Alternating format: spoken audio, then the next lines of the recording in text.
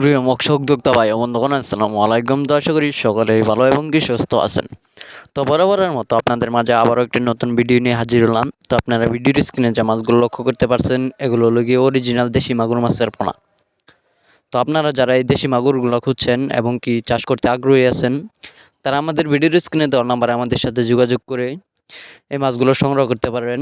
এছাড়াও আরও আমাদের কাছে দেশীয় ও বিদেশি নানান জাতীয় মাছের রেণু পোনা রয়েছে।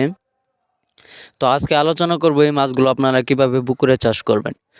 তো এই মাছগুলোকে পুকুরে চাষ করার নিয়ম হলো, পুকুরের চারপাশে ময়লা আবর্জনা পরিষ্কার করে নিতে হবে এবং কি পুকুরে চুন এবং সার দিয়ে, তারপর সমেতন ওষুধ দিয়ে, তারপরে অন্য আরও প্রজাতির ওষুধ আছে তা দিয়ে আপনারা এই মাছগুলো চাষ করতে পারেন। এবং কি যদি আপনারা জেনে না থাকেন, তাহলে ভিডিওর স্ক্রিনে দেওয়া নাম্বারে আমাদের সাথে যোগাযোগ করে যে কোনো ওষুধ এবং কীভাবে মাছ চাষ করতে হবে, কিভাবে কি করলে মাছগুলো অল্প দিনে বাজারজাত করতে পারবেন তা জেনে নিতে পারবেন। তো ধন্যবাদ।